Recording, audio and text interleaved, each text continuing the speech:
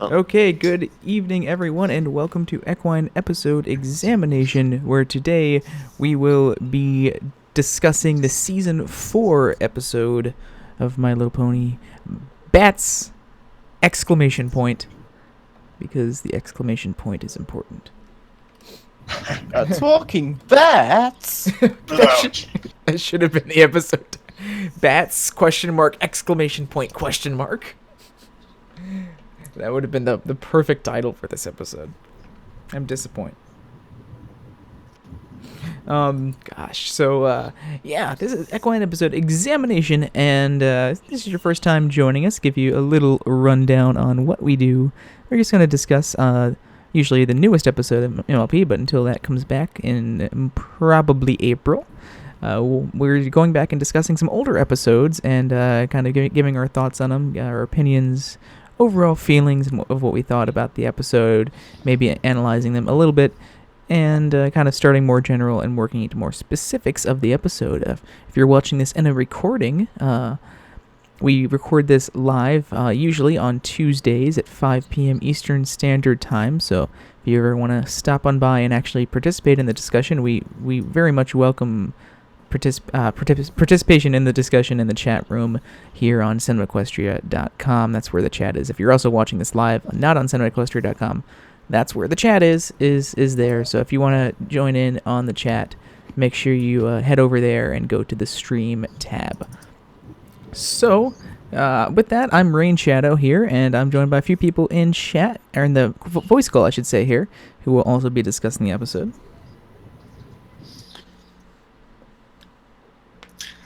I'm Mr. Ben, and I'm currently trying not to die horribly on Parodius. And I'm Jay Smith. And I'm Matt the Shadow Man. I promise I'll try not to fall asleep like I did yesterday. No, never make promises you can't keep, man. I can't help it. I've been working my fucking ass off. I've been doing like 3 people's job because we just got no staff this week. It's that's my life. That's my life too. In all fairness, though, we did go just a little long yesterday. So I don't. Yeah, don't forget, I'm like you made 5 it through hours ahead of you all as well. So you made it through like the actual scheduled showtime. So we'll that's okay. It's close enough. I went half an hour beyond that. Oh no, you started half an hour later though. Never mind. Yeah, because we did at 5:30. Yeah, for those. Oh gosh. Well, anyway, so yeah, today we are talking about bats. So what were everyone's initial thoughts on this episode? You can't really see them because it's a very dark cave whenever you try and see them. Oh, the episode bat. Sorry. I thought we were talking. I thought this was an episode of Batman. Oh, shit. I watched the wrong thing. Damn, I still haven't seen the Lego Batman movie. I think I've seen that. That's what that should be called. Just bats! Exclamation point. Question mark. Exclamation point. A talking Lego Batman. Every movie should be titled like that from now on. It's a new requirement. So, Free Willy should have been called a talking dolphin. Did Free Willy talk? No, I don't think he did. My version will. Besides, Free Willy was a whale. It could have been a jumping dolphin, or yeah, that's true. It was a whale, yeah. Lassie could be a talking dog. Johnny fell in the well. And cats. Hell, cats don't dance could be renamed to talking cat too. Cats can't dance. Oh my god. So, more specifically, what are everyone's initial thoughts on the My Little Pony Season 4 episode called Bats! Exclamation point? I do love how people loved this episode, and then everyone was kind of like, "Oh, this is written by," because this was I believe this was the final episode written by Meriwether Williams for MLP. I believe so. I believe it is. I believe it is the very last episode. What's interesting is that when the episode very first aired, it was actually credited to Megan McCarthy incorrectly, and obviously she tweeted out pretty much, almost as soon as she came on on the air saying, no, I didn't actually write this. Merriweather actually wrote this. And I honestly think it's her best work by a reasonable distance on the show. I mean, that's not to say I dislike some of her other episodes, but I think in terms of the structure and what was set out for the story and that, I think this is actually... I feel that this does a two sides to the story thing much better than, say, the Mysterious Ne'er-do-well did. I think this did that kind of a lot better, and I honestly feel it was a great episode that showed, two perspectives that neither side was necessarily wrong, but where sometimes you have to find a compromise. And it's funny that in the times we live in now, I think that's a kind of message that you need more now than ever.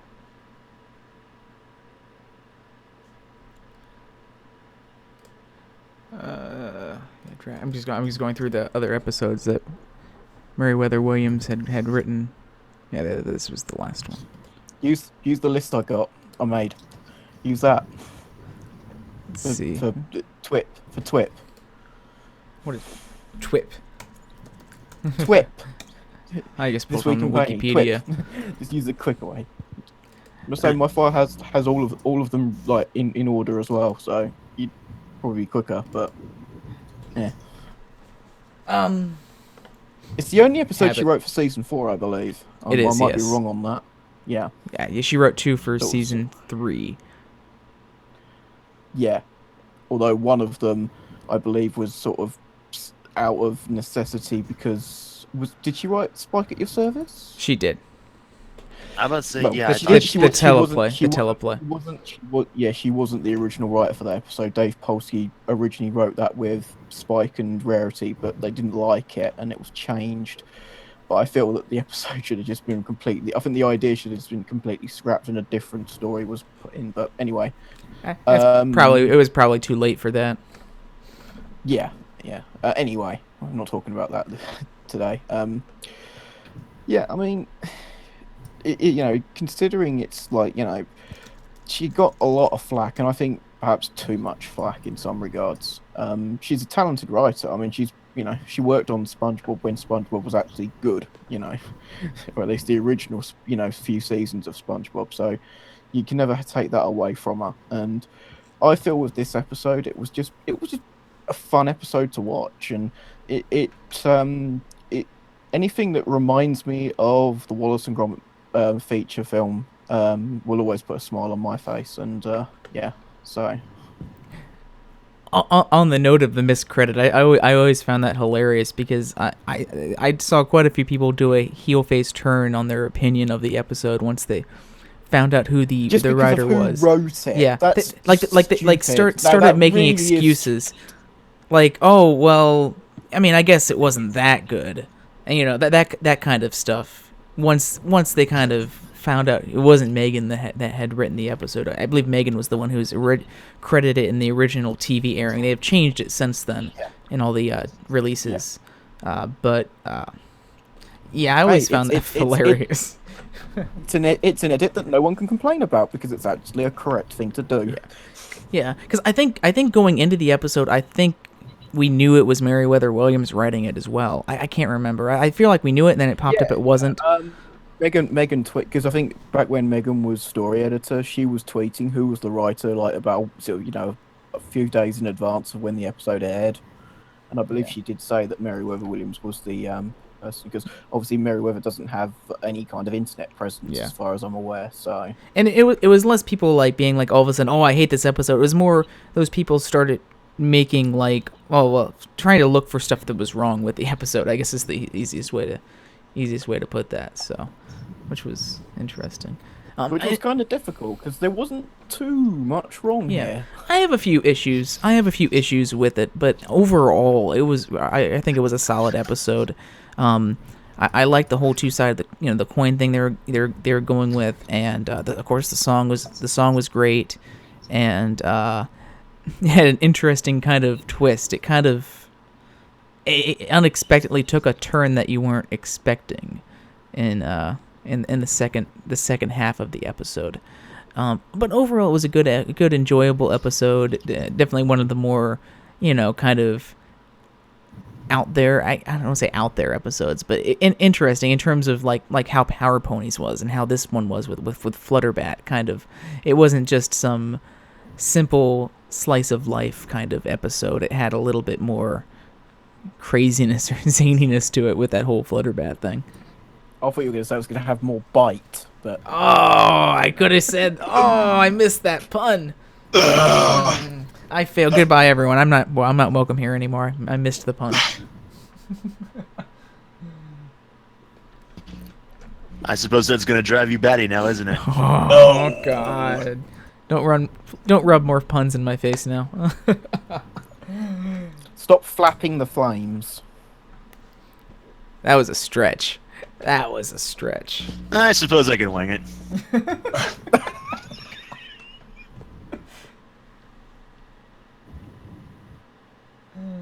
God. Well, let's go ahead. Let's start. We'll dive into the story and the writing. As we've already mentioned, this one was written by Meriwether Williams. The last episode that she had written, originally miscredited to Megan McCarthy on the initial airing of the episode. So what everyone think about the episode story and the writing in it? I like the idea that someone had to write. Applejack basically has a scene of basically her with apple porn. It's like her basic at the beginning of the episode, if I remember rightly. Oh no, that's nothing compared to Simple Ways. Oh, True, but this was before Simple Ways. Sexy Applejack. When you go big, you really go big. Oh, gee. I mean, hey, it was Rarity that said it, so. Innuendo in my pony show? Well, I never. I'll have to go get myself a fresh batch of tea. I'm gonna have to go complain on Twitter. Well, isn't that what the fandom does, like, anyway, regardless? That was my point. See, my complaint was kind of opposite of Technotron's with the episode. I feel like, especially in the end when we get to the morals, it made it seem a little much like Applejack was too much in the wrong. Where really it was kind of... the episode was really more about compromise and both solutions not necessarily being the best, especially for both people. Get that? I think the problem. I think maybe it was a little muddled, but I think that Applejack was acting a lot more antagonistic, a little, not massively. I think. Well, she was being defensive of a problem that was directly, immediately affecting her livelihood. Yeah, but so I mean, I think it's reasonable. I think she was I think she was also going too far and in the wrong, but her reaction was reasonable. Her initial reaction is reasonable, yes, and I think it's let me put it more like this: the way she's acting is understandable, and I think that's the key thing here. And I mean, she gave Fluttershy the chance to go and do her way, and it didn't work. Yeah, doing it her way and it didn't work. That's not necessarily her being in the wrong, though. It just didn't work. I mean, her opinion was never shown to be wrong. I mean, she doesn't want to lose her livelihood, and that's an understandable thing. And that's kind of my anyone. Yeah. And that was kind of my... No, go ahead, Matt. Go ahead.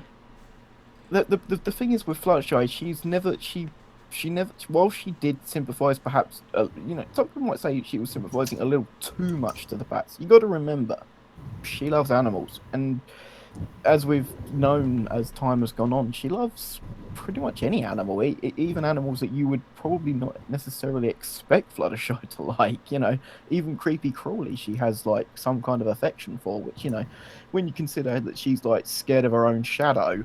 literally when we first, in the first season that we see her, it's you've got to kind of remember that bats are not, they're essentially, a lot of people basically assume, make the assumption of them as basically being, rats with wings.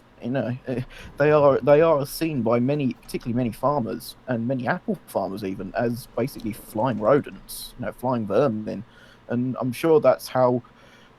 I mean, the other thing I know it's not necessarily touched on in the episode, but you're probably you think how, Applejack was raised by Granny Smith. Granny Smith is, she's an old pony now. She probably is set in her ways.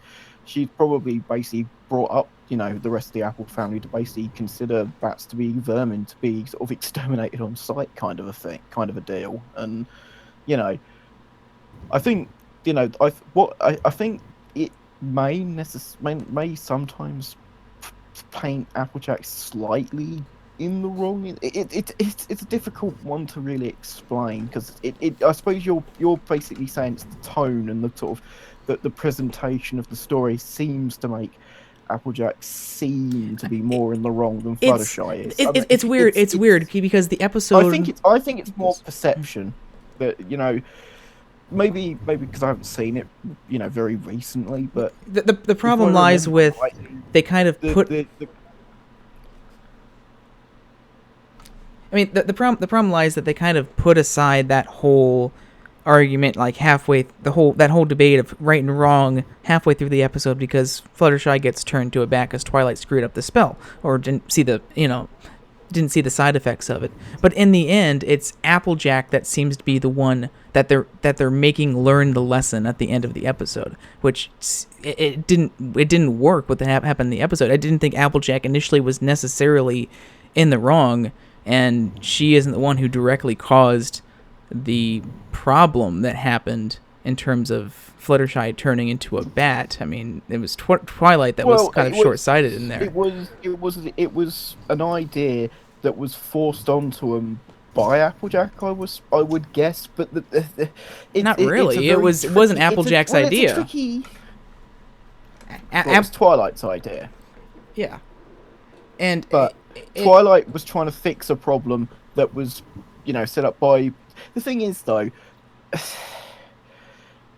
had this happened in season 1, I think, Fluttershy would probably back down and they would have exterminated the bat. She wouldn't have liked it, but that's probably what would have happened. What sort of solidifies me that it doesn't really. I think that the journey to it, maybe, like I say, I'd say it's slightly muddled.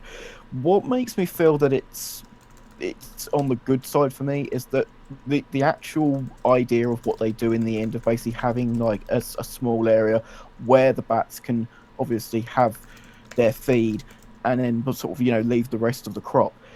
That's very much an idea I like, and I do like that they use a compromise, and I like the idea that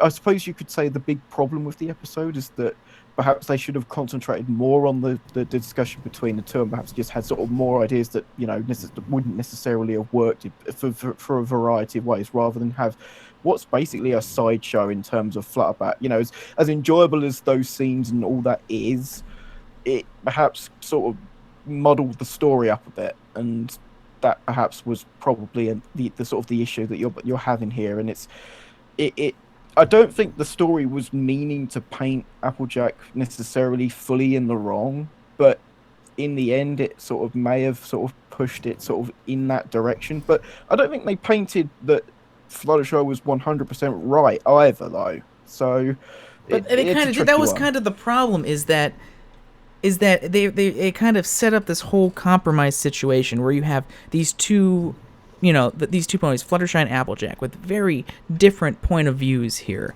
about it. And in the end, the solution wasn't really a compromise. They should have made it a better compromise of a solution for it. The solution was, in the end, it was okay. They were able to build that bat sanctuary, which I think I completely agree with Applejack on that. That might have not been the best solution, because we already tried being diplomatic with them and talking to them, and that didn't work. And so now we're going to trust them to go and just feed off this little subsection of the farm. I mean, meanwhile, Applejack is losing hundreds of trees. Like, of apples and faces, another apple, rationing and stuff, and their whole family's livelihood on the line.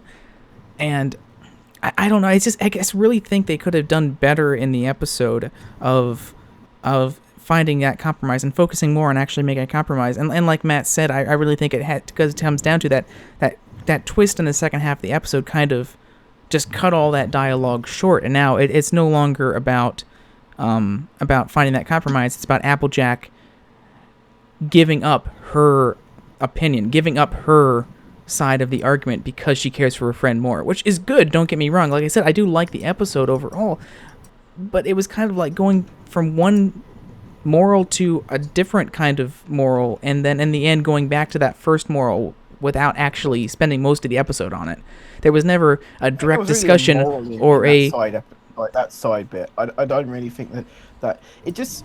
I think the best way to describe it feels like another story that sort of semi got shuffled into another story. Yeah, and that's kind of what I was getting at. Yeah, it's. I mean, the whole thing about Applejack having to, potentially lose her farm and not even caring if she loses more apples or something, and completely giving up her side of the argument because she cares about her friendship more, is a very, very good. I like that. I really like that part of the episode. It's really good. But it just, having that suddenly come up and never really truly dealing with that first issue, you're kind of, which was also a really good issue to tackle, the compromise issue. I know what the issue with the episode is for you. The solution that they come to was rushed. Yeah. They didn't give it enough time. Well, they didn't, I guess, and maybe not just time, but they didn't give it enough actual, debate between the characters, as positives, negatives, But I think there was plenty of debate, but I don't think there was enough. The closest thing to a debate. There was plenty of debate about the issue and what they may necessarily have to do. There wasn't enough. I think what you're going to say is there wasn't enough debate about the solution. About the compromise, correct? Yeah. I mean, and the closest thing to a compromise is the Bat Sanctuary, and I don't even think that's a great compromise. But that's the closest thing in this episode to a compromise. That in terms of you not thinking it's a great compromise, you think it's a not great compromise in your opinion. Whereas obviously in the show they've decided that was a good compromise because in subsequent episodes. No, I think objectively that is. So it's obviously. So it's obviously happy. So it's obviously been a happy medium. If it didn't work, they may have come back to that. But see, that's the thing. It worked because they were lucky that the bats even accepted that in the end. They just kind of went with it after they defeated Flutterbat in there. It's like, oh, we're gonna go with the Bird Sanctuary because nothing else worked. The other thing you gotta remember though, Flutterbat was taking away all the apples from the actual bats. That's something you gotta remember. So, basically what you could turn around and say to him is, look, you basically take what you feel that from the sanctuary, otherwise we'll bring Flutterback back and you'll lose all your apples. But the problem with that is what happens in the episode. But the problem with that is when Flutterbat's around, they don't want apples. Because they had that taken away from them. They didn't give two shits about the apples when Flutterbat was around. They were just lounging around reading magazines. But eventually, it would have been an issue for them. But I mean, I think it would have eventually been an issue for Ponyville when they got hungry and started going after something else like the Parasprites. But the only reason why the Parasprites went for something else, though, was once again thanks to Twilight. Thanks, Twilight. Yeah, Twilight should have learned a lesson here. Yeah, perhaps that's something. That's another complaint you could say.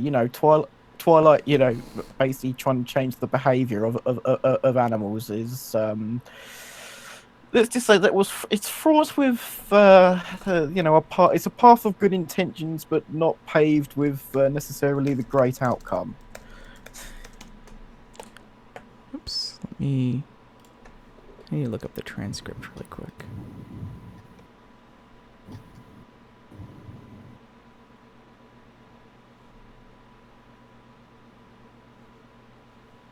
Yeah, and there's also some other things, like at the end of the episode, Applejack says, Fluttershy, I'm sorry I didn't take your suggestion in the first place, but she kind of did. She took Fluttershy suggesting that maybe if we talk to them and try and work it out as with a dialogue and, you know, come up with a compromise that way. And the bats just said, fuck off. So, I mean, she kind of did in that respect. Gosh, let me see. But here's the line, really quick. Here's the line. I guess I had to pull this up so I could read it verbatim. Here's the line that really got me, because it's Applejack taking blame for something that really, in the end, wasn't her fault. It says, be sure to put in... Well, this is when they're writing the journal. Be sure to put in there that I came to see my short-term solution was a little short-sighted. But Applejack didn't offer up a short-term solution. The only short-term solution was doing the spell, which was 100% Twilight's idea. So again, it's putting this blame in this lesson on Applejack in the episode. I think basically the short-term solution was basically for them to move, basically to go away. You know, for Fluttershy to find a way of them basically being moved somewhere else, but they didn't even attempt that.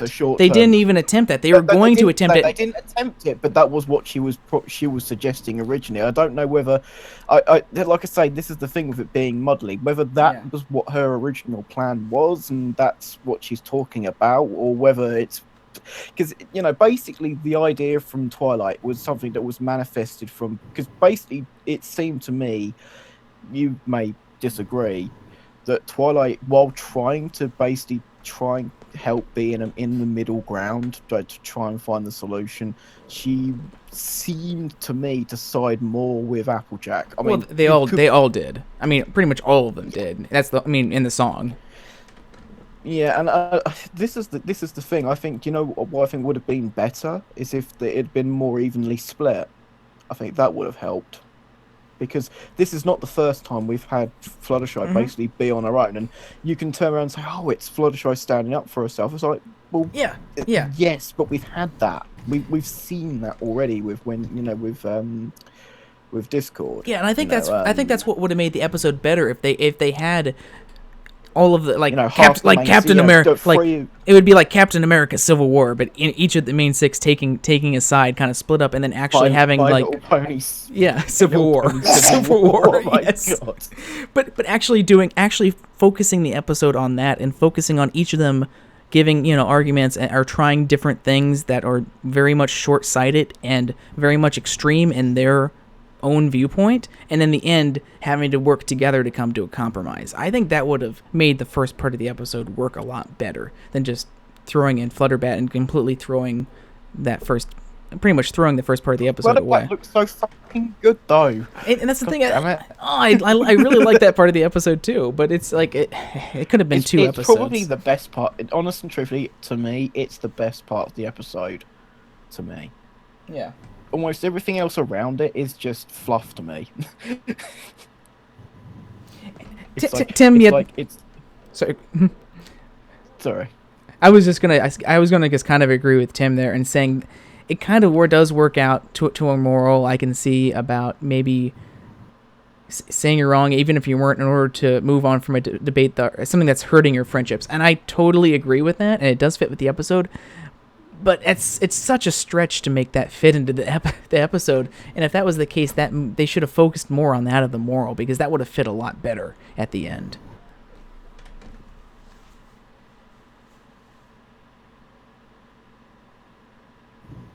I wouldn't say this is a nitpick. I would say that this is a very important, integral part to the overall episode story, which was this whole debate between, you know, what to do with the bats. It kind of was set up and just wasn't resolved properly. Well, there was you say it wasn't resolved properly. There was a resolution. You just don't feel it's a very good one. You know, yeah, properly. That's almost to me. I think that's a personal thing, because, you know, some people will say, well, you know. Well, I mean, everything's an opinion. I mean, don't get me wrong. I'm not saying what I'm saying is fact, but no. What I mean is, though, no, that's not quite what I mean. What I mean is, though, is you're basically thinking that the solution they've come to was not a particularly good one. No, Whereas some other people may think it was fine. You know, I don't think it was. The thing is, though, I think maybe something they should have perhaps made more of a key on is that whatever solution they come to was going to have flaws, because I think if you were too much on Applejack's side, then you're basically lowering the pop. You know, essentially you're essentially possibly going to end up having them starve, and they're going to lower the population, and that could unbalance, say, the natural habit, the balance of the food chain or whatever. This is very pie in the sky here, just run with me here. Whereas Fluttershy's a solution, basically essentially leaving them alone to an extent, or basically having an area that was going to be for them to feed on. There's a very easy chance that they overpopulate because they've been given that basically essentially free food, and they end up basically swallowing up the farm, and Applejack loses the farm anyway. So there's no right answer. I mean, in the real world, the ultimately Applejack's solution would have been the solution that they go for. If you think about human farming, you see all the fertilizer and stuff that's used in farming, and that is like, yeah, Applejack's solution would have been the solution they go for. I would think TLDR. I liked the dilemmas that were posed in the first act and the second act with the Flutterbat part. I just don't like how they were connected. TLDR. That's pretty much. I guess that would be the easiest way to say my opinion on the whole situation. Yeah, we should probably move on. What else for the writing and the story? Anyone else have any other points or anything else they wanted to discuss with that?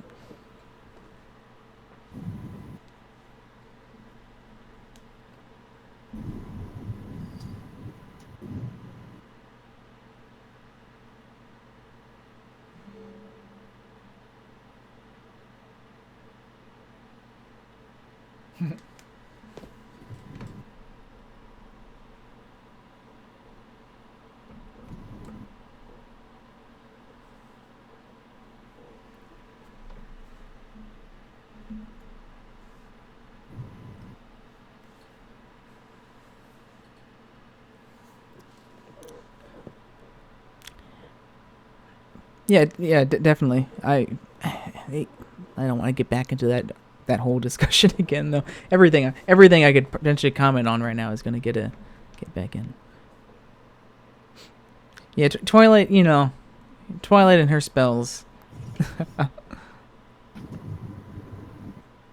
Can we just say it's not Applejack's fault? It's not Fluttershy's fault. It's all Twilight's fault. Just blame it on that. Focusing on the whole Flutterbat portion of the story, I like how that whole thing played out. It was a very much a kind of spooky, scary kind of mystery, horror part of that kind of came out of nowhere in the episode. I like them bringing back the stare and kind of using that as the catalyst for kind of how the spell went wrong, and also as kind of the solution to it. I think that was used well in the story without just kind of being a random, let's do a callback to the stare because it's, the fandom loves it. It's or also something. this episode is closer to Castlemania than Castlemania was. It's still a better mystery than Scooby-Doo in space. You mean Scooby-Doo Moo Monster Madness? I don't think it's worth it. That movie isn't good enough for me to remember the title. Hey, I'll tell you now, the new Scooby-Doo one, Shaggy's Showdown, is actually quite good. That's good. That's good to hear.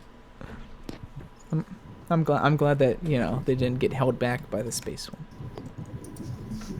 Actually, all the ones after the space one were actually quite a considerable improvement. So I couldn't remember how many have been. Besides, all I could remember was the WWE one. Yeah, but whilst that wasn't good, at least it was entertaining. True. Okay. True.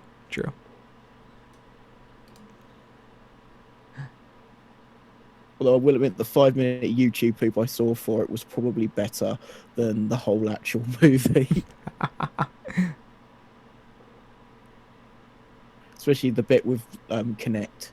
integrated into it. Oh, When gosh. they're doing the dancing, the dancing bit at the end when they're doing when they're playing the WWE game in the movie. Well, let's not get into that. Just what the fuck.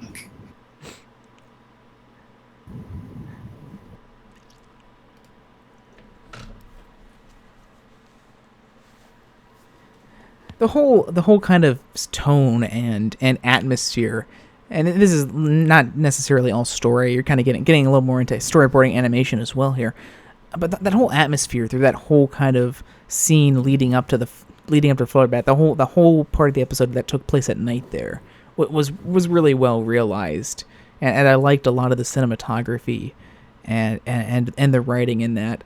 And all the characters' lines throughout that entire second half, that second act of the episode were so great. I mean, especially like Rarity's reactions to things, or Rainbow Dash trying to pretend to not be scared and be very brave about stuff, and all of Pinky's all of Pinky's stuff were really fun. Something that I've kind of picked up on with Meriwether Williams. She seems to be very good with the details, the nitty gritty. Even if you go back and watch Spike at Your Service, and a lot of people don't like that episode, and don't get me wrong, I can totally understand why. But you know what? There is still a scene in that episode I absolutely love, and it's the one to do with Rainbow Dash wanting to write her own is it fan fiction? I think it is. Yeah. That is fucking brilliant. It's genius. And Her own unfinished thing novel is, or something. Yeah, something like what? that. Yeah. What I think what frustrates me with Meriwether Williams, she does understand the characters to a T, but when it comes to trying to do a whole overarching story, she seems to fall down in that regard. What other episodes have she written? I think arguably a lot of people's favourite is Half-Swarming Eve, although Yeah. it seems to have been noticed that a lot of that had a lot of influence from Lauren Faust, I believe. It was one of the last. I would say it was one of the last episodes where she had quite a large influence in the episodes, or in a particular episode, I should say. I'm sure even if she wasn't involved directly in the episode, it involves a lot of lore and stuff that had probably been fleshed out by her in the show Bible. Yes, I think that I think. Well, I believe Megan did say that Lauren had a lot of influence in that episode in particular. So, obviously, the thing is though, the writing credit was still to Meriwether, so it's still credit to Meriwether for that episode. So I would say probably overall the best realized like full story episode that she's done is probably Wonderbolt's Academy. I thought that last season was really good in terms of diving into Rainbow Dash and kind of setting her up with someone who's like her. And do you know something that really frustrates me about that? I think if they'd have kept the original ending that she originally wrote, I think it would have been a better episode as well. What was the an original even ending? better I don't recall hearing that before. Oh God, I can't remember. I'm gonna have to look it up exactly now. what it was now, but it was. Yeah, it was. They changed the ending very slightly. I can't remember what it was exactly, but all I remember is I remember liking the idea of what she originally had. First of all, I just feel to me. I suppose we can now that I know. Okay. Oh God. I I'm gonna have to. So I suppose we can sort of have some sort of eulogy on Meriwether Williams, but I think ultimately she had some good qualities, and I think that there were some episodes I did enjoy. I mean, I enjoyed the Mysterious Mares as well, despite the one of the sort of glaringly obvious problems it had. And I suppose you could say that about a lot of her episodes, that there's a glaringly obvious flaw or problem with the episode has, but they're still enjoyable. Okay, Matt. Or the other problem. Sorry, I was finish off. But I think the two episodes that she seems to get the most shit over are ones that she pretty much wasn't originally meant to write. Like Spike at Your Service. She was originally not the writer for that. And Putting Your Hoof Down, that was originally supposed to be written by Charlotte Fullerton, obviously, but her husband passed away during that time. And obviously Meriwether was basically, I don't know whether she volunteered or she was brought in to finish that off. And that's a very difficult thing to do. I think she was put in quite often. She was probably put in a fairly difficult position in the show, and I think a lot of people may not necessarily realise that. And it's to her credit that she still managed to get these stories out, but I can understand why she doesn't have a particularly high. She's not held in high regard with many fans of the show in terms of what she wrote for the show. Okay. I personally think that she gets more shit than she should, but I also feel that I can understand why she did get some of the complaints leveled at the stories that she did write for the show. So So the ending, the original ending for Wonderbolt's Academy was more or less, I guess, read through the ending script that Megan had tweeted, was pretty much that Lightning Dust wasn't expelled from the academy like she was at the end there. Instead, Lightning Dust was made Rainbow Dash's wing pony, instead of that. And then Rainbow Dash got got a best in class medal. It's not exactly a spot on the Wonderbolts, but Spitfire says they've got my eye on me. I like it better in some ways, and in some ways I like the ending we got better. I don't know. It's kind of like it. I like that sort of feel good kind of ending that one has, but at the same time, part of me is happy that Lightning Dust pretty much got expelled for being a dick. What worries me is when we do see Lightning Dust again, she's just going to be bitter towards Rainbow Dash, and don't get me wrong, it's hard to tell. That will possibly make for a good story, but it's just how I feel, because the fact that she's been expelled essentially from the academy. I mean that's going to make her bitter, or at least dismissed. I don't know if she's been permanently, but she was dismissed. No, possibly not. But when you have when you're sort of that close kind of a thing, and then you're sort of basically told no, But anyway, I would say that without going back to that episode much more, I think Lightning Dust did seem to take it fairly well. She didn't seem angry or anything. She kind of walked away slowly, looked back, gave a little wing salute, and then just walked away. So I don't even know if she would have much of a grudge against Rainbow. So anyway, I don't think I kind of let us talk about that for a bit, because I don't think we ever mentioned that when we actually did Wonderbolt's Academy. I didn't know there was an alternate ending, or original ending or whatnot. So anything else? Knowing is half the battle. My Little Pony. Anything else for story or writing for Bats that anyone wants to point out?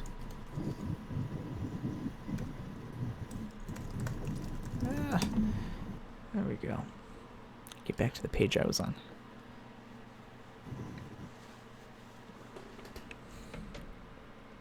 Let me see if there's anything else I wanted to mention. Oh yes, of course. I don't want to forget this. So this episode, again, keeping with this weird trend that the first half of season 4 had, it also ended on some sort of cliffhanger stinger, with it kind of zooming into Fluttershy's mouth as she's laughing, and she still has a little bit of a fang there, which was kind of a weird ending. Never mentioned again. Yeah, I mean, we get Flutterbat again, but in that she was wearing fake teeth, right? I believe. She was essentially doing Angel's bidding. But she was in costume though, was it? Excuse me. We did see her one more time. We saw her transform into Flutterbat in the dream sequence in the Princess's Dream of Magic Sheep.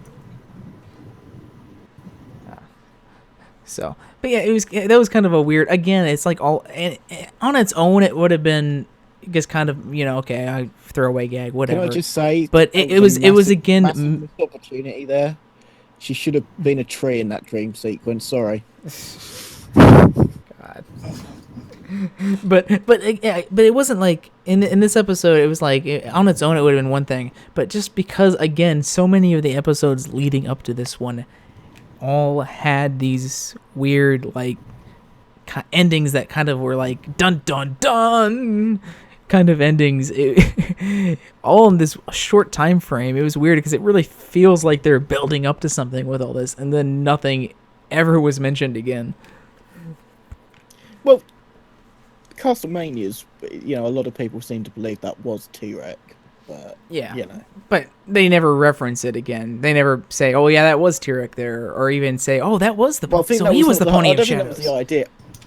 I don't think that was the idea, though. I think the idea was to basically make you think that it might be, or it could be something else, or may not have even been explained by now. So I think it was something that they kept open-ended for good reason. Yeah, and again, all of these things, like I said, on their own are not really a big deal. But it's just so, it was just, I remember watching the series, this season back then, and just all these episodes so close to each other in the beginning of the season. On top of that, it was so weird to have all these kind of cliffhanger style endings all at once. It's something, not knocking anything, but it was just one of those weird things that I remember from watching this episode, especially this episode, because this episode we've already had this happen like 4 times before this season, and this is only like episode 7, so 4 or 5 times, and I just remember being like, okay, are they going anywhere with this? Are they going anywhere with any of these things, or is it just kind of a sort of one-off kind of joke ending? I think all it is like her teeth just didn't go all the way back to normal. Like, I mean, obviously when she was actually Flutterback, her teeth were a lot longer than that. I guess kind of stayed carnivorous afterwards.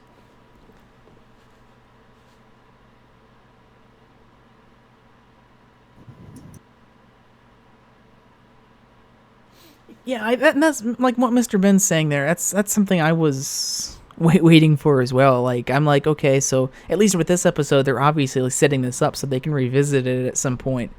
And then they never did. I mean, we've seen Flutterbat again, like I said, in the dream sequence, and we saw her again when Fluttershy was kind of playing Flutterbat to try and scare the rest of the main 6 and Scaremaster, but they never actually brought this scene of her still kind of sort of having a fang up ever again. Which is something that I think they think sort of a missed opportunity. They could have gone with something there. And see, they could do it now coming to season 7, but it's kind of, you're kind of stretching it now. It's been so long since that episode that revisiting that now, I don't know. Well, I don't know. They revisited Moondancer, 103 episodes after but I think she was first mentioned. But I think that's a little different though, simply because that wasn't set up to be like that. Yeah, the closest thing is when she dressed up as Fuller, but bad in the Nightmare Night episode. Yeah, that's why I said that one in the that episode and the dream sequence episode. But even that wasn't her truly being Flutterbat. It was just a reference. She was pretty convincing.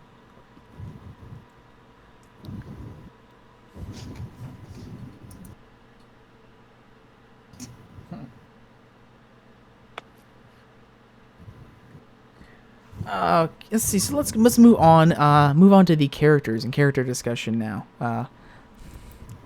What does everyone think of the characterization in the episode? Fluttershy's best pony. Moving on. No. Applejack's best pony. Applejack had best argument. Fuck you, Fluttershy. Sorry, I think that came out a little aggressive. I'm sorry. So you're basically saying Rainbow she's fueled to stud the bats because she's crazy that she won't get died or. Don't you mean juice? Yeah, bats banned in UK. There is one episode. I was trying to get a clip of it to send Matt earlier because when I was rewatching the episode today, there's one clip on it where Rainbow Dash means, but there's still going to be she's like, there's still going to be cider, right? And someone else says, no cider. No cider!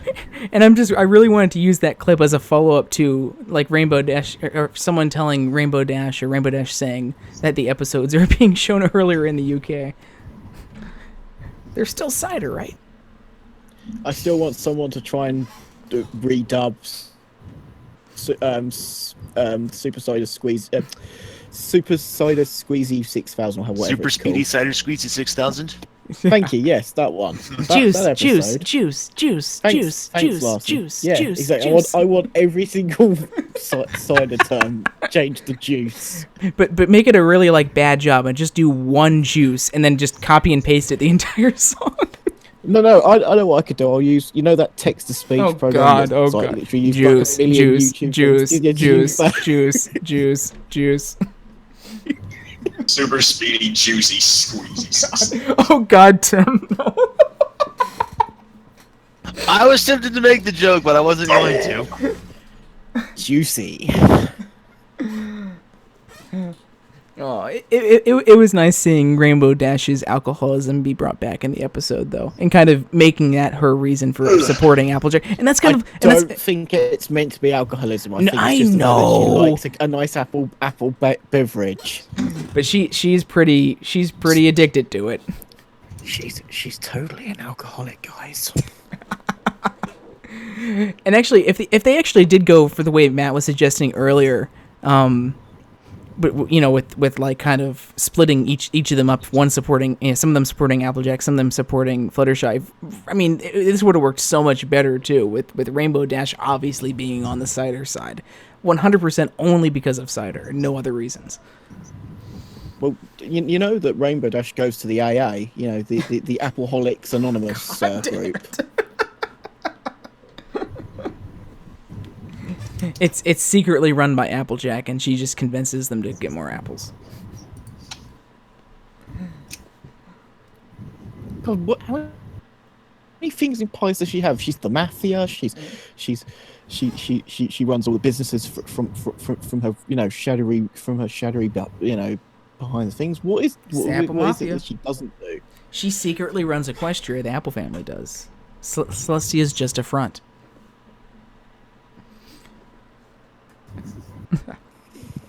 I will say, character-wise, I think one of things this episode did right with Applejack's character was they made her, be stubborn in her beliefs in it.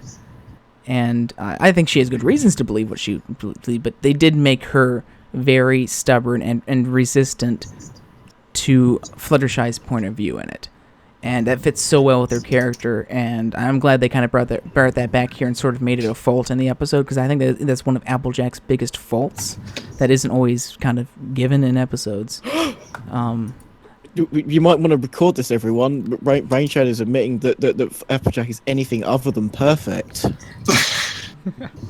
Gasp. Her only fault is that she can't see the stupid ways of other ponies. Yeah.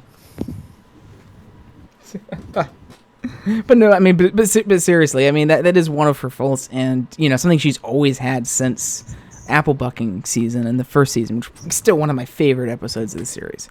And it's always nice to see them kind of revisit that and use that as a as part of a story and part of a problem in a story.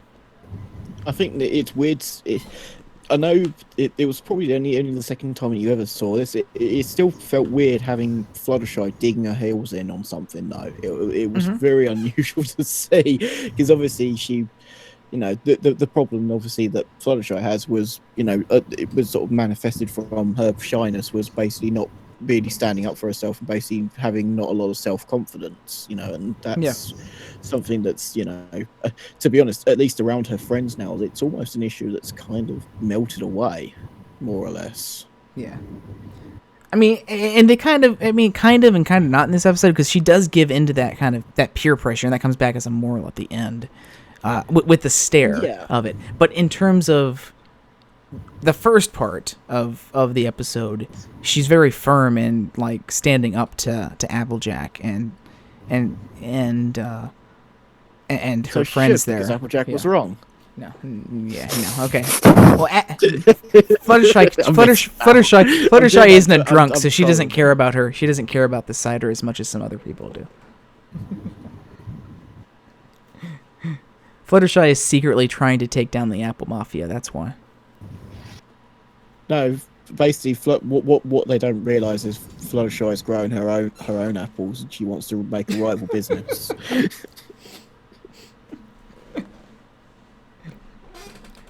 She's already got the best person in Equestria to be the Dom, and that's Angel Bunny. She works for the Pear Syndicate.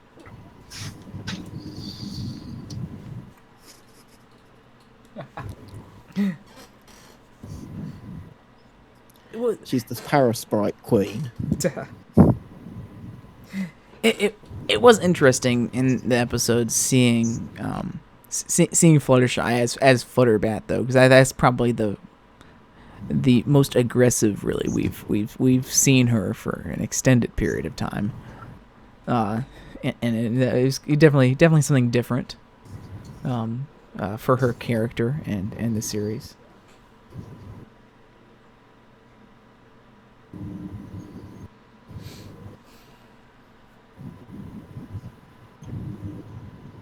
I'm just trying to think, does Pinky really do a lot in this episode? I don't think she does. It's kind of something I'm just...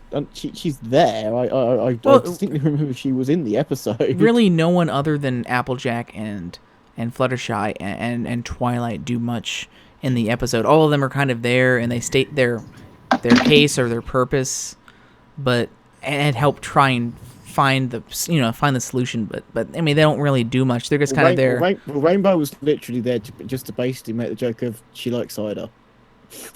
Yeah, exactly. It was kind of one of those episodes where maybe they didn't have to throw all of the main six in here. If they were going to go with a thing like Matt said, where they're going to each pick a side and debate side. it. Yeah, will you choose Applejack's side or will you choose Fluttershy's side? Tune in next week to find out who wins in My Little Pony Civil War. It's Captain America versus that pansy Iron Man.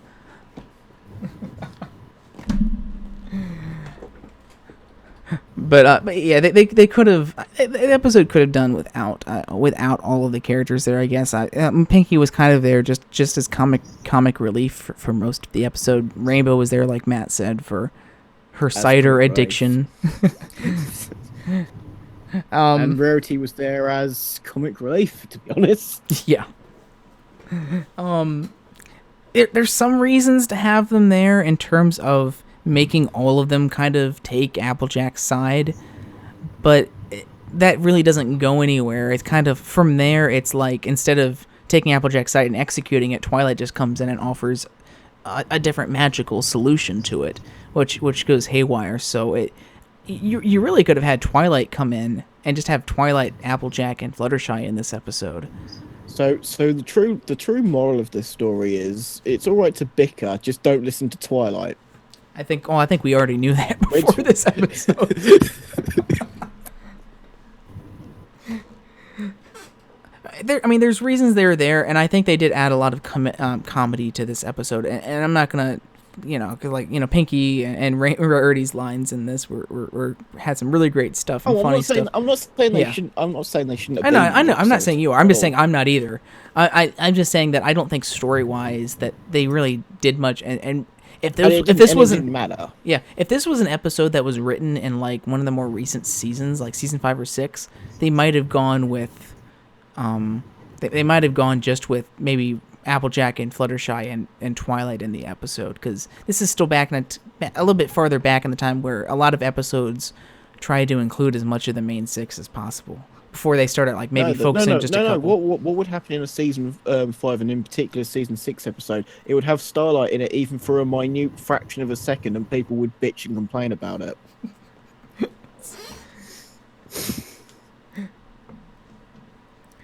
Hey guys, I'm still here. It just kind of walks off screen. Well, no, there was literally an episode where she doesn't actually have... She appears in the episode but doesn't have a spoken line, and people still complained about her being in that episode. It was the first map episode of the season, because she had to help Twilight resurrect the map. Yeah. And people still complain that she was in the. Never mind. Let's just move on because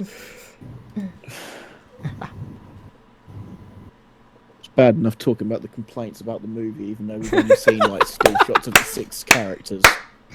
DM12's image that he gets linked to is perfect. That is the summary of the episode there. I can't see it. You couldn't post it in Discord, could you? I could. Hold on. It's in there. I forgot you can't click the links. Well, that and I'm on my phone. So. Oh, okay. That too. Yeah, no, that's perfect. Yeah, pretty much. Wants destructive animals offer properties, right? Doesn't want animals to be harmed, right? Figures altering animals' basic instincts will solve the problem. Yeah, that's kind of wrong, really. Yeah. So the moral of the story was not about who was right. It was a case of don't listen to someone interjecting that hasn't got a fucking clue what they're talking about. Didn't we already learn this back in like winter wrap up? Season Come 1. on, don't use magic on the farm. It wasn't Winter Wrap Up. It was the one with the Paris sprites. Well, no, I was referring to winter wrap up where they tell Twilight not to. Oh yeah. Applejack tells Twilight not to use magic on the farm, and then she does anyway. And To be fair, there's quite a few Yeah, that's examples of basically Yeah. Twilight butting in when basically she. You know, I was more made referring to things on the worse than farm. actually Yeah. better. I know. Basically, in the early seasons, it was obviously Twilight learning about friendship and stuff like that. So her making mistakes was kind of part and parcel of her obviously learning those lessons. So it's, and I'm being a bit harsh on Twilight, to be honest, because for everything that she does do wrong, she does do a lot right. So it's just in this episode she was definitely 100% wrong. Yeah. She's like she's sort of like Starlight at this stage. Maybe not quite that crazy, but in terms of using magic for a lot of stuff. So, Starlight's like Twilight on steroids when it comes to using magic. Like she wants to use it for everything. Just replace the word magic with drugs, and you've got a whole different show. My Little Pony: Breaking Bad. Hey, better than My Little Pony Brokeback Mountain. Oh God. Starring Rainbow Dash, because of course. And Rainbow Dash. Well, to be fair, Lauren did say And the that kitchen the person sink. that she loves the most is herself. Oh, God.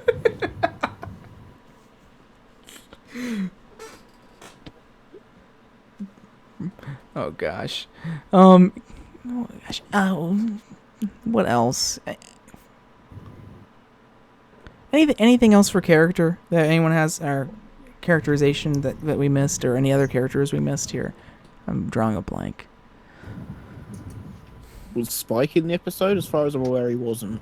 Yes, he was. Remember, because he kind of walked by at that one point in the episode when they were like saying like thanks for solving the problem. He gets like, yeah, no problem. Glad I could help, and he like did absolutely nothing. To be fair, he did probably have a better contribution than Twilight did. Doing nothing was a better contribution. It's gonna be like the still a better love story than Twilight, but it's gonna be still a better contribution than Twilight. Hey, and to be fair, it's still a better plan than what Sweetie Belle would come up with. Yeah. Basically, you know what will cause the end of the show. Sweetie Belle will have a really great idea, and she'll get Twilight to try and instigate it. That will cause the end of the world. That's the problem that happens that causes the whole story in the My Little Pony movie. And Spike will take the credit for it. Of course. I guess one other thing I liked, and this kind of maybe going back to story a little bit, but I did like the whole sort of, in order to actually attract Flitterbat to defeat her. With Applejack having to sort of sacrifice her prized large apple there. Again, just kind of showing sort of how much more her friendship with Fluttershy, even though they had this very harsh disagreement, and they sang this whole song pretty much yelling at each other. They're still friends, and she still cares about her. And as another kind of moral that I don't think is represented well enough in the show, in the episode, but it's still there. In terms of, even though you might disagree and you might have different points of view, and might even have heated arguments about it, you can still really care for someone and still be their friend, and maybe even give up something that you really cared about or really supported in order to help them. I don't think the episode highlighted that enough. It was there, but it got overshadowed by so many other things that it could. Again, if they just would have went with the whole debate thing, that could have worked out a little better, or if they spent more time on it. Totally not steroids. Totally not. No way.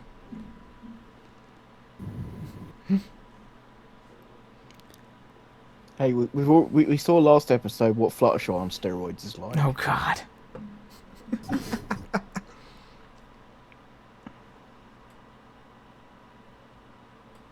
Oh God. Anything else for characterization? We'll move on if not. Moving on. Voice acting. Anything for voice acting that stuck out for anyone in this week's episode? The hissing of Flutterbat, great voice acting. 10 out of 10. Was that Andrea Libman doing that, or is that just a sound effect? I don't know if it was a sound effect. If it was her, kudos to her for that. Well, it was definitely her doing, the transformation for Roid Rager. So yeah,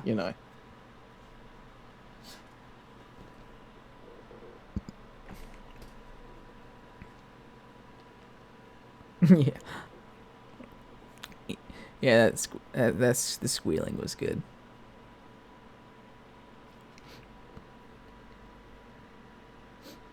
So I think Tabitha probably stole the show with the line she had for Rarity, probably. So I don't really think much else stuck out for me. I mean, obviously everything was good, but nothing else really stuck out for me in the episode. The lines were just delivered how they had to be. Yeah, I guess the over the top Rainbow Dash cider reaction was good as always. Not the cider. How am I supposed to get through my pathetic life? Yeah, her pathetic life as one of the members of the Wonderbolts. It's such a. Well, this was before that. To be fair, now that we could do an episode where she's drinking way too much cider, it's affecting her performance with the Wonderbolts. Drinking's bad, okay, kids. Don't.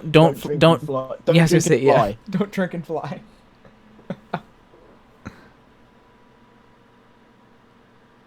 God, I'd love to see an episode where they just give Fluttershy one cider and she's completely and utterly rat ass. No. Flutter.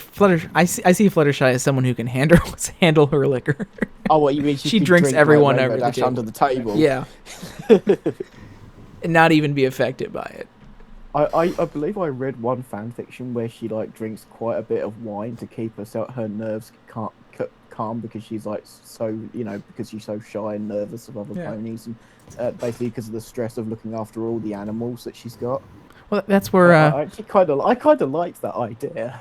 That's where her 420 friend comes in, and to be fair, the only reason why she has to drink so much is having to look after Angel Bunny. I know, right? He'd bring any pony to drink. Okay, so humor of the episode. The one I can remember off the top of my head was definitely Pinky's mane and using that to drill into the ground, and then her tail to drill back out of the ground. And also hold the flashlight. There was a reference. There was a reference back to when to wrap up with the Fruit Bat Roundup. Yes. Fruit Bat Roundup. I think it's the second time we've had a reference back to that, isn't it? We had another one, I think, recently. I forget. But, yeah, that was funny. Rarity basically like, Fluttershy sweetness, please come down and do stop being a vampire bat. The best solution. That should have solved the problem right there. Well, that was the solution, basically. Let's see, we had Rarity admiring her reflection in the giant apple as the scene just goes on without her. Oh, And- wait, I like it when you go big, you really go big. Yeah, Oh, that God. line there. Rarity Rarity also likes him trying big. Rarity also trying to net a bat, and then winds up just ended up with her being chased by a bunch of them throughout the rest of the scene. Just I definitely found the whole how obsessed Applejack is with apples thing at the beginning of the episode, with like her like spinning around with the apple background and stuff. It's like I found that pretty humorous. Would you call it an applegasm? Sure. Appgasmic. That sounds like some sort of like mobile phone store. No, that's basically going to be the one word review for the Emoji Movie. Oh, Appgasmic. Oh God, no shitgasmic. It's a shitgasm. Patrick Stewart-gasm?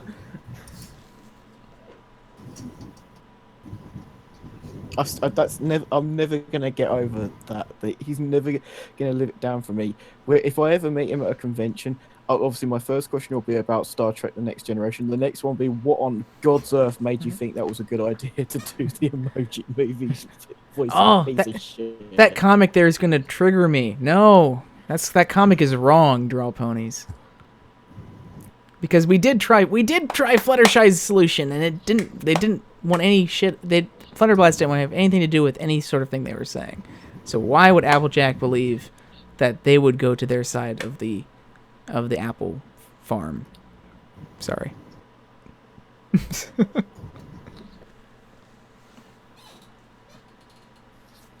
say we had Rainbow Dash trying to attack a scarecrow of all things. Yeah.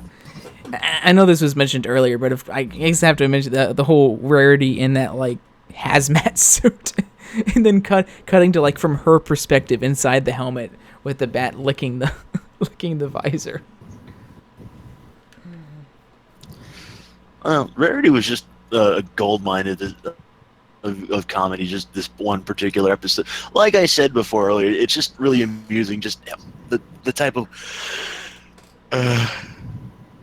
unintentional hilarity she just lends herself to really easily. Sorry. Matt's gonna fall asleep soon. No, I'm still here. Yeah, you can stop yawning now. Mute your fucking microphone next time. There's And we had during the search, Binky just greeting anything odd with a happy cry of suspicious. And like how when they finally get to when they finally see, I know it was when Twilight saw Applejack's like signal in the sky and went over there, and they just cut to her and she has her mouth agape looking at Fluttershy in the tree. And it cuts to them, and suddenly Pinkie Pie's up in the tree with her, hanging by her tail, and then shining the spotlight on her. Suspicious. Also, the whole almost like Tron-esque screen presentation that Twilight makes with her horn to kind of explain what happened. I know. We will be talking about the music. Yeah, I love that music for that scene. It's so fucking good. Whenever I play it, people go, "Oh, is that from Portal 2?" Nope. But oh my gosh, I guess that her creating like this like virtual screen to show what's gonna happen was kind of weird, but I found it funny. It's the pony magic equivalent of PowerPoint presentations. Pretty much, yeah. Come on, Twilight, you should have used that when you were giving your friendship presentation. Then you wouldn't have to rely on Spike failing.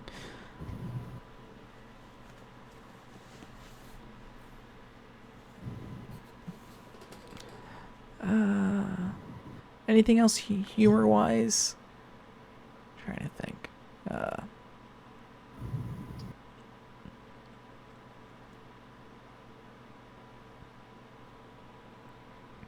Let's say other than obviously trying to take credit for things he didn't do.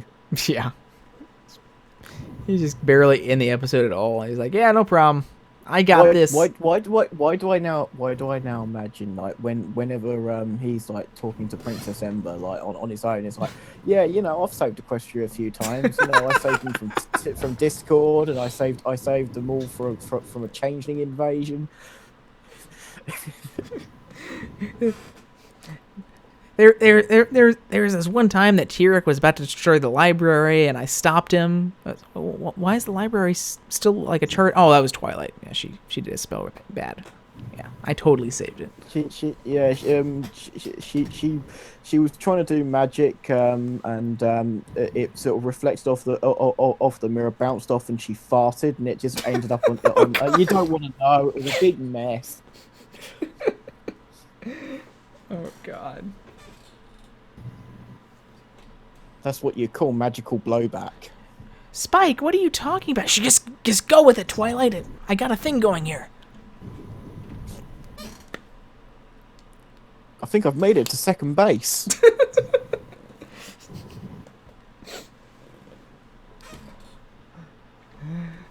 Anything else for humor for the episode anyone has? I'm a terrible person. Well, we already knew that. It's okay. Gosh, animation and visuals.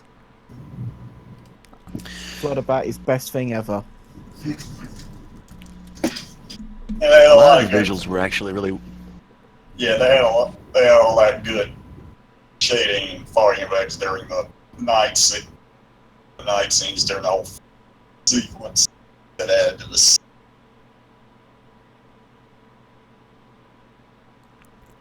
Mr. Ben, what were you gonna say?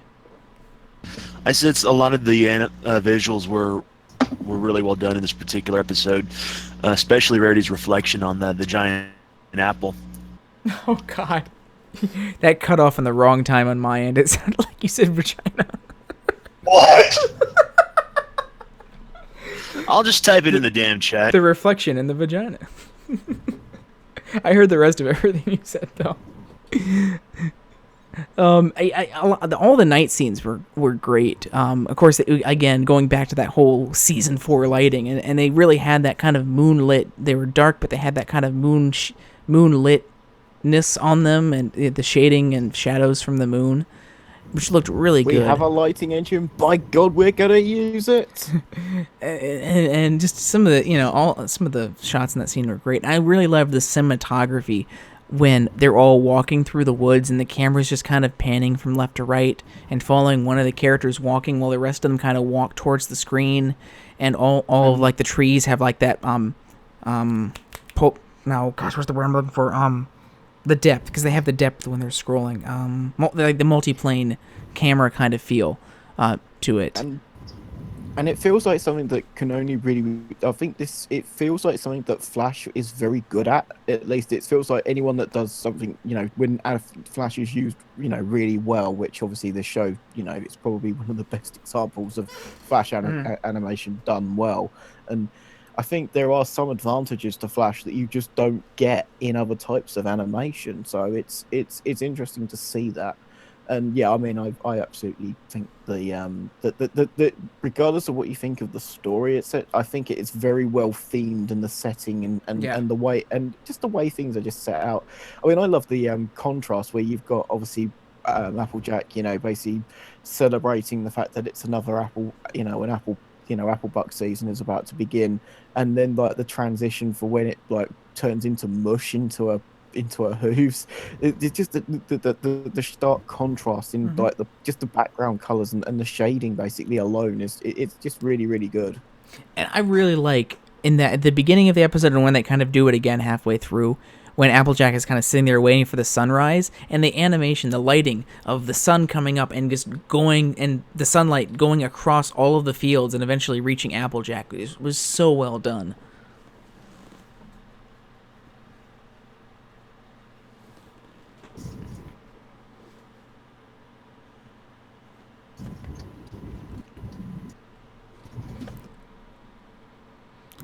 I really like Flutterbat's design, and I like how she slowly kind of transforms through the episode. Like we see her ears like growing bat-like. I really like the Flutterbat look. I think the design turned out really well for that. It's so good that I actually bought a drawing of her from a charity auction at Buck. It's pride to place it on my wall above my television in my room. Perfect. So whenever I play any video game or watch anything on TV, I see Flutterbat all the time. Even right now, it's like it's right there. It's burnt into his retinas. No, I can see. I mean, I can't really see because my room's pitch black, so I haven't got the light on in my room. So. Triple E in the dark. Triple E after dark. Oh my. Oh.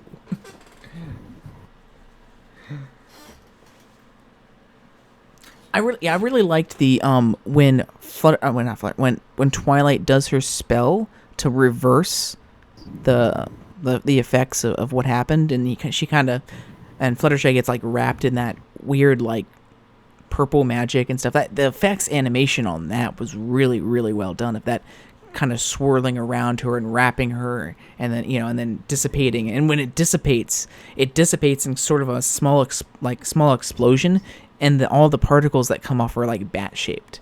That was really cool. Oh god, After Dark on Valentine's Day with Flutterbat. Yeah, of course the grid. The whole grid scene was interesting.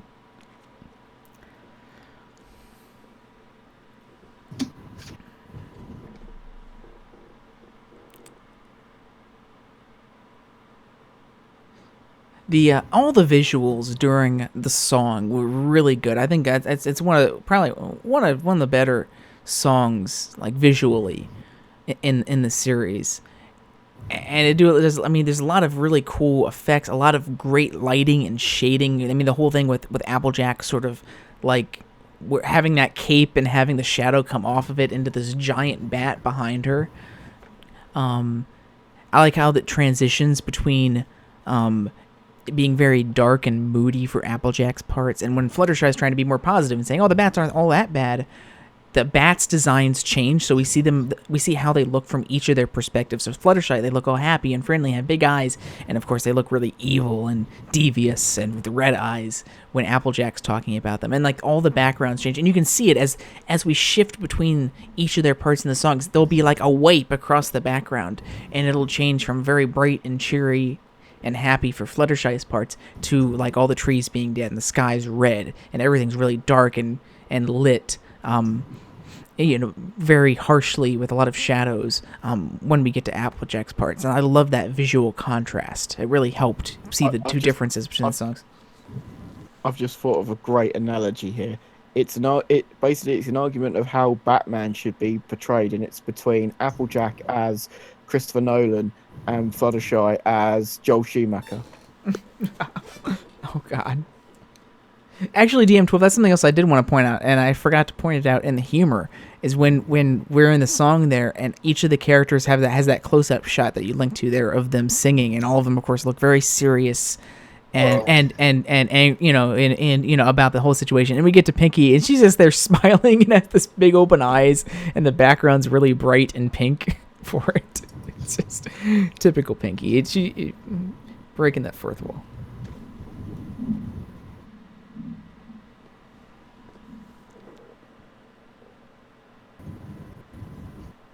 And of course the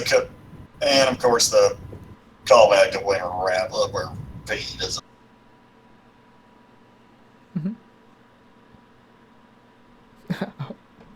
A bat credit card.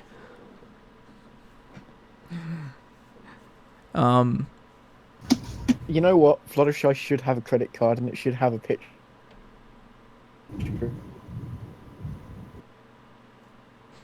A bat pony credit card. Oh gosh. What the hell does pony? What is the hell does a pony want a credit card for anyway? I was like during the song, during one part, there's a lot of times where they start, Fluttershy's and Applejack's part start interacting with each other. There's the one where Fluttershy's talking about how it's going to make the trees grow stronger faster, and she has this, like, it almost looks like a stage show, because they start looking like props at this part of the song, and this has this, like, a tree come up, and it's all bright and colorful, contrasting with the background, and Applejack's in the foreground looking very, very serious and very shaded, and she, is gonna turn my life into a total disaster, and she just kind of puts her arm up and just like whacks it without even looking at behind her, and it just kind of falls flat like a cardboard cutout. A lot of great visuals like that in the song.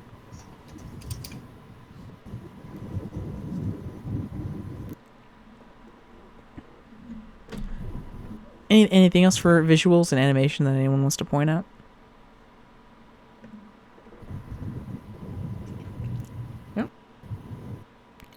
Okay, well, speaking of musicals, we're up to the song, so we finally get our second song of Season 4, appropriate titled Bats, but this one without the exclamation point, just to differentiate it from the episode title. I really, really like this song, and that's, the songs this season have really felt so far very different, and something I really liked about this part of the season is we had in Flight to the Finish we had Heart's Strongest Horses, which again was a very different type and feel of song than we had before from the series, with very march-like, had those like horse crack whips in the background. It sounded like something out of Mulan or something like that, in terms of the song style. And then we get to this episode with Bats, which is very much inspired by what's his name? Should have. I need to write names down when I do them. when I think of them, it's because I'm horrible with remembering names.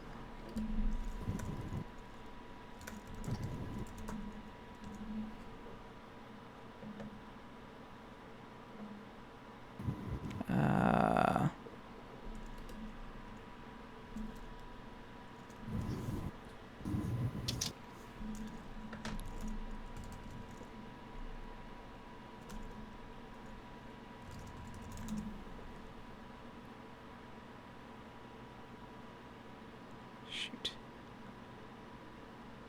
Yes. Oops.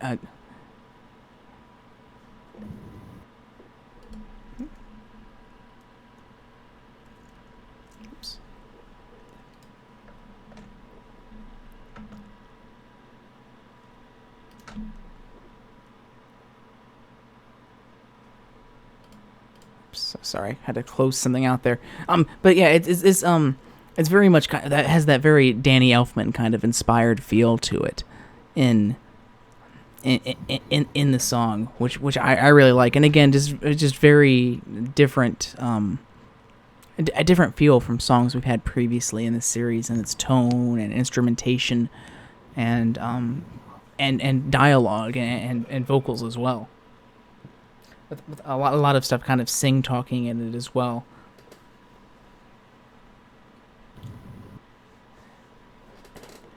And if there was an episode to kind of have like a Danny Elfman kind of inspired song for it, definitely is this one.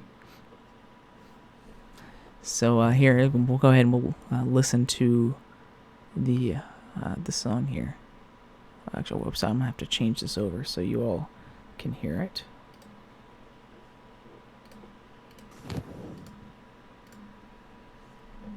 There we go.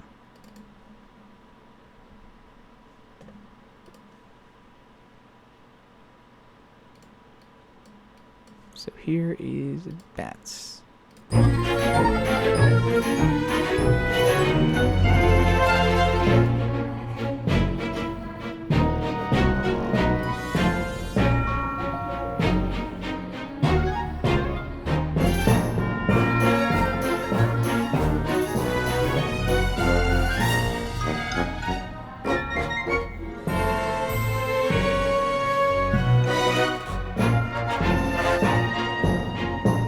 very bouncy kind of Danny Elfman feel to it.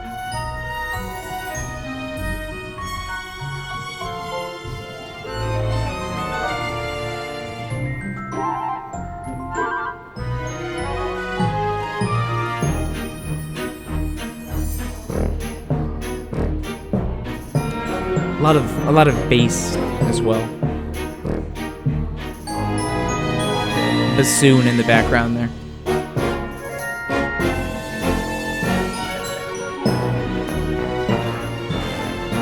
Yeah, definitely some inspiration from Nightmare Before Christmas.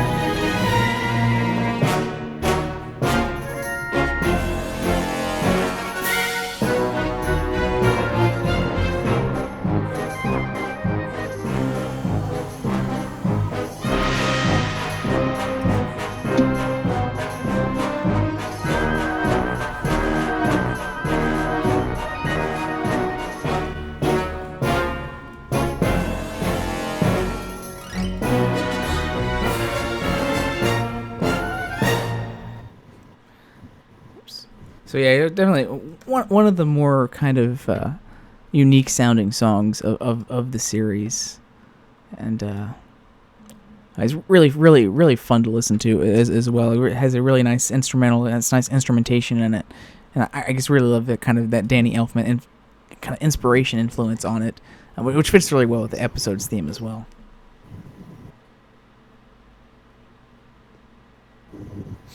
And yeah, you can hear even in the the backing music there, even in the instrumentation, you can hear that sort of fight going on between, or arguments going on between Fluttershy and Applejack there, in terms of the instrumentation and the overall feel and mood of each of those parts of the song. Again, reflecting the story, reflecting what's going on in the animation as well.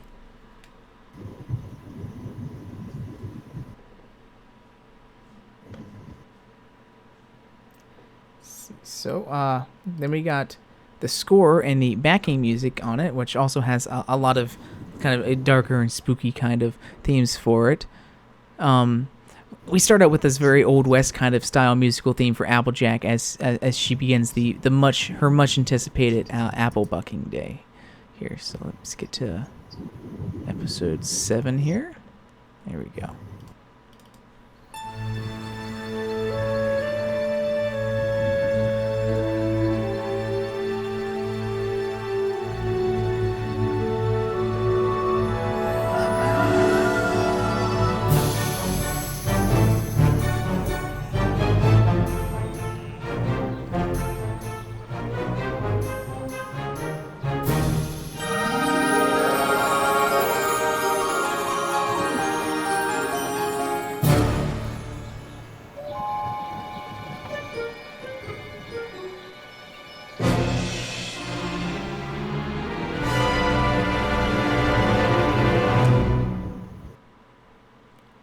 Of course, we also have the Fruit Bat Roundup. Fruit Bat Roundup.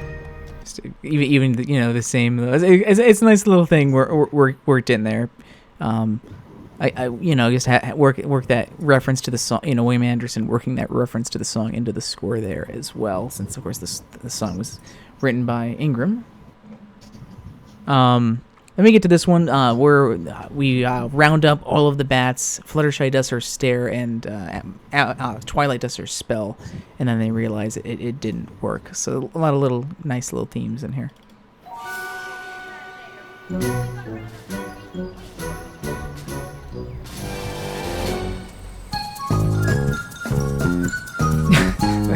Kind of Carmen Miranda kind of reference there in the music.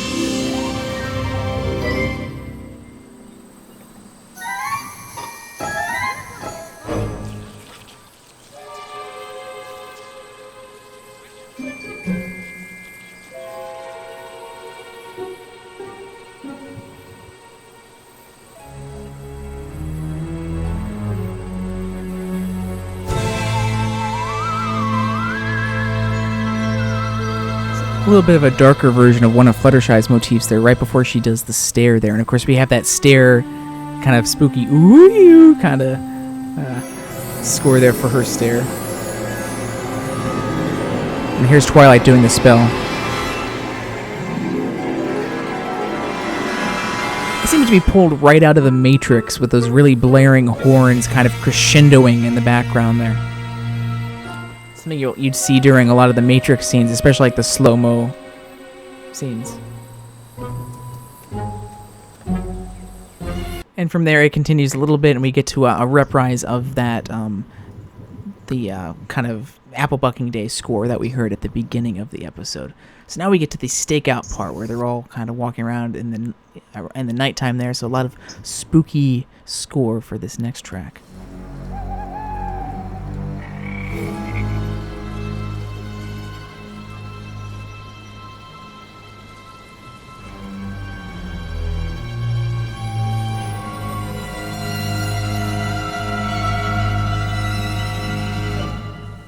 Again, helping to set kind of the tone and the mood of this scene along with the animation here.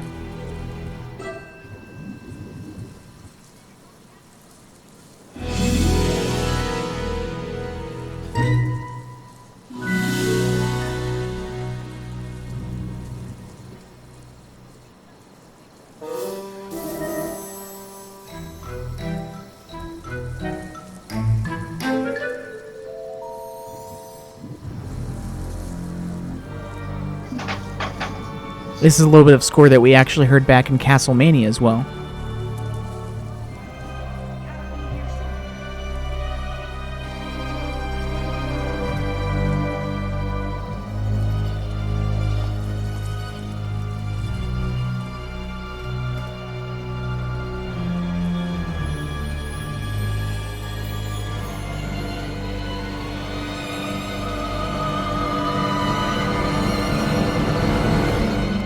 Have a little crescendo build up there as Fluttershy's sort of starting to transform.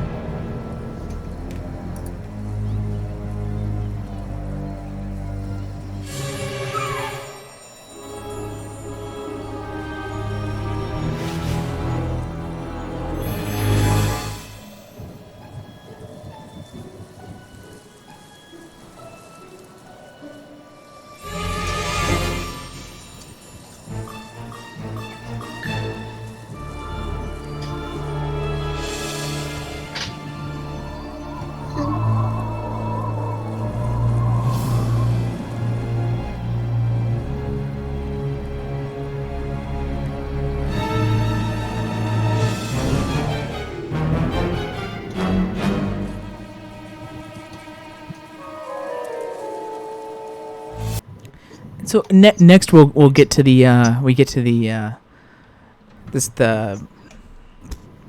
the scene with Twilight and that sort of magical presentation that she gives here. So on top of the overall look of the screen of what she's producing there with her magic, we also get this track here, which literally sounds like something out of Tron, or as Matt said earlier, maybe even more recently Portal. In terms of, I guess, this electronic nature of it here, I really like it. It's unfortunately really short, but I really like this one.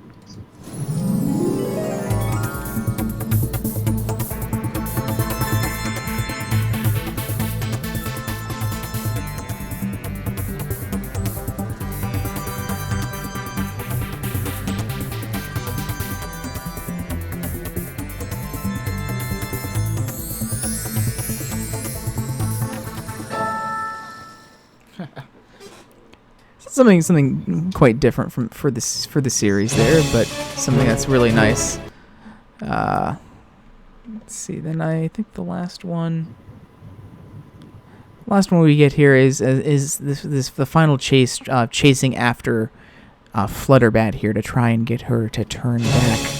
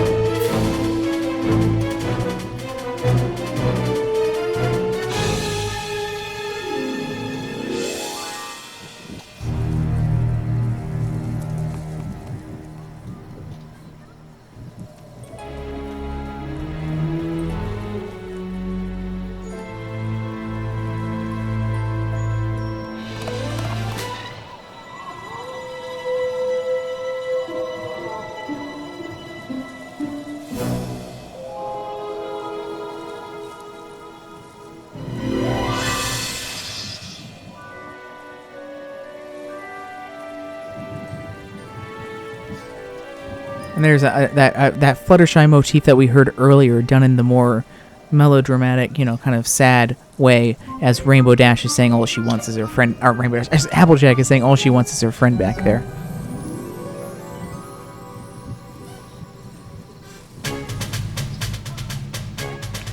Go into a little bit more of a march here as Twilight makes her plan.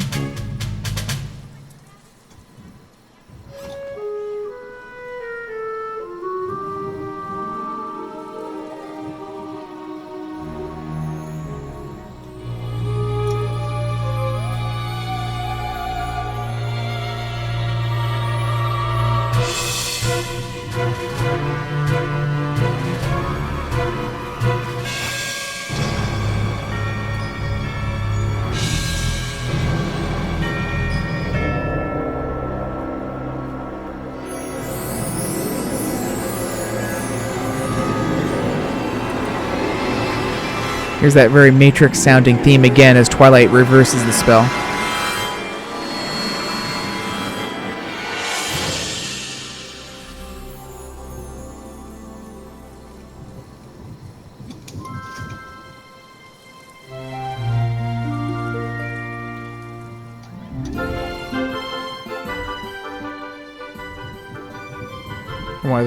One of the older cues from the series here.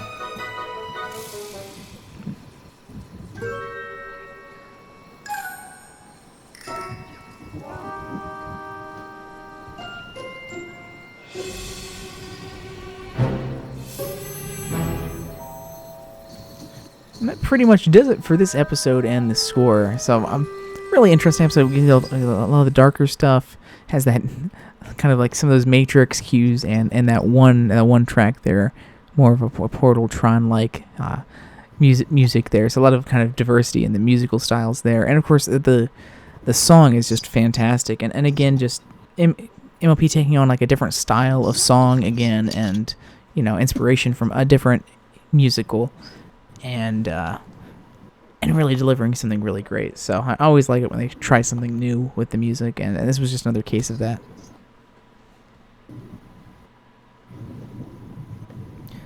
So, we're starting to wrap things up here. What does everyone think of the episode's themes and morals?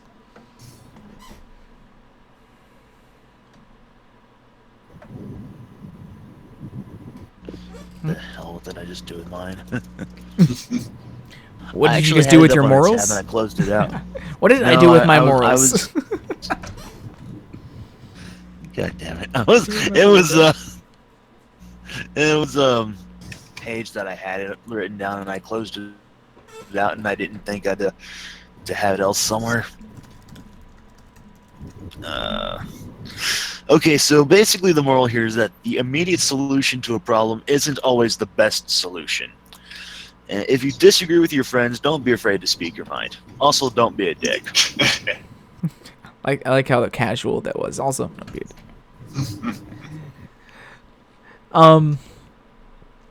Yeah, I think a lot of the morals might have been kind of maybe misplaced by where the characters were saying and who was getting them. But I think overall the messages in the episode were really good about, finding compromise, about, putting, weight, and it's okay if you disagree with your friends, they can still be your friends, and you might even caring about them enough to even maybe put aside some of your opinions on stuff as well. And also on Fluttershy's end, message about standing up to your friends, even if and standing up for what you believe in, even if a lot of other people might disagree with you. So overall feelings, final, favorite parts and concerns. Flutterbat. Yeah, I think Flutterbat kind of easily takes the cake for me. I for concerns, I go back to the beginning of the video if you want to hear my concerns on the episode. But yeah, Flutterbat was definitely it's so out of left field and unexpected that and out there that it was really enjoyable. And the song, I guess I would have, also the song was great, both in terms of the music itself and also the animation and visuals during it.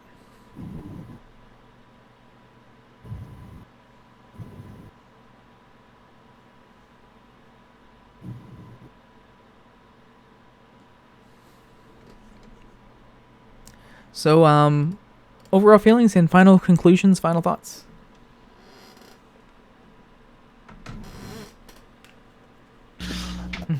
I happen to like this particular episode.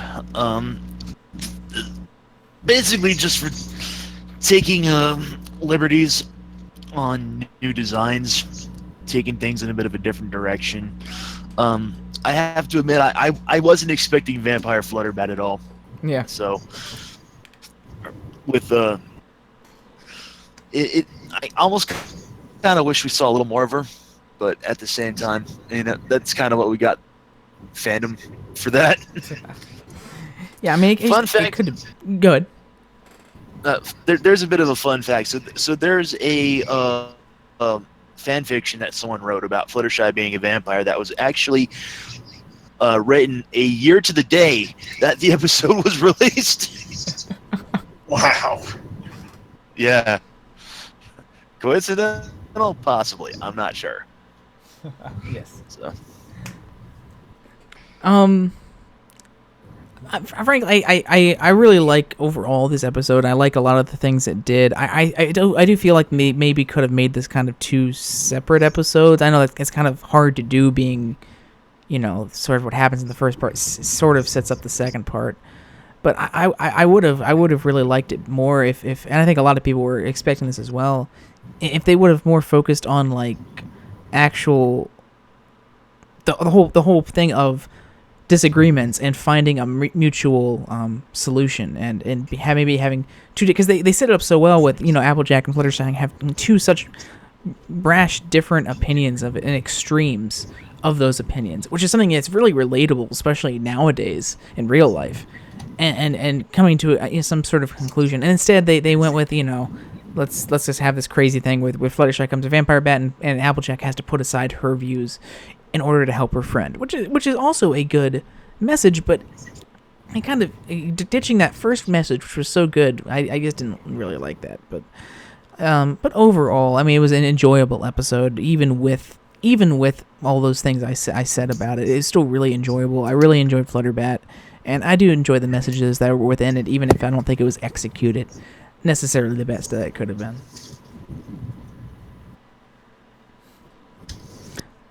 So, with that, thank you so much, everyone, for participating in Equine Episode Examination for Bat's exclamation point today.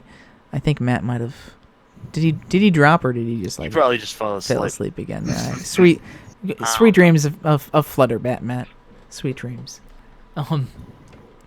But yeah, thanks for joining us for this special Valentine's Day edition of Equine Episode Examination. And something I completely forgot to mention at the beginning, this is our 75th episode of Equine Episode Examination as well for it. So I've done 75 of these now, which is insane because it doesn't seem like we've done that many of them, but we have of it. So thank you all for being with us for 75 episodes. It's something we started doing, so after we weren't able to stream Pony anymore, so we can still kind of talk about it, because I mean that's something that I've always liked doing. I know a lot of the others here have liked doing, in terms of being able to vent about Pony, not vent in an anger sort of way, but actually vent as in actually being able to discuss it with other people in and hopefully a mostly civil manner of it, instead of just yelling out it to no one on the internet. So it's nice to be able to kind of see what everyone else thinks about an episode here, and being able to kind of give our opinions, and so we're not just kind of sitting back and watching the show and just thinking all of these things. So I'm glad we got to been able to do this, and I still got a lot more to talk about as we get through the rest of Season 4, and as we get to Season 7 coming up in just a few short months here. And we should be hitting episode 100 sometime in Season 7, so that's going to be exciting. And speaking of episode 100, don't forget, this weekend we have our special surprise riff on CQ Riffs, so for episode 100 of CQ Riffs, so we got something in store for that. Going to be a nice surprise. You won't know what it is until we hit play, and then you probably will recognize it. But That is coming up this Saturday at 1 p.m. So don't forget to not miss that. And of course, next week we will have another Triple E episode on Tuesday at 5 o'clock p.m. Eastern Standard Time here on CinemaQuestria. It will be tackling next week the season 4 episode Rarity Takes Manhattan, which is I love this episode. It's David Polsky's second episode after Daring Goat of this season. He was the star writer for me of this season. I loved his episodes this season, and this is one of my favorite. It has another song, so again, 2 songs in a row here. Soon to be 3 songs in a row after that. As we get a little song binge here, but one of my favorite songs of the series, really. I love it, and I love this episode. And of course, the first key episode, we finally get to the season arc as well, and so we'll be able to kind of discuss how they pull that off and what we think of that. So that's next week for Rarity Takes Manhattan, and we might have another This Week in Pony next week, depending on what we learn this Friday from Hasbro at the Toy Fair and how much more information we have. So we got all that coming up. If you ever want to know what shows we got coming up next week or see some of our recent shows, check out the front page. We have a nice little new image carousel that kind of shows you what's coming up, and we'll take you to the show pages or take you to the episode view page. If you want to take a look and see what we have coming up show-wise. Another thing we have is this Friday we will be playing Splatoon on Friday Game Night. That'll be at a special time, 8 p.m. Eastern Standard Time, since AQ is on hiatus right now. So we will be playing that. Also, don't forget to vote for your Friday Game Night. The link is live on the front page. So if you, in the quick links on the side, if you want to vote, you don't have to wait till Friday. You can vote now. The voting will be closed sometime during Game Night on Friday for the next week. So anyway, we'll see you next week for Equine Episode Examination and Rarity Takes Manhattan. Thank you all so much for joining us today, and have a great night, everyone. Bye-bye. Later, folks. See you.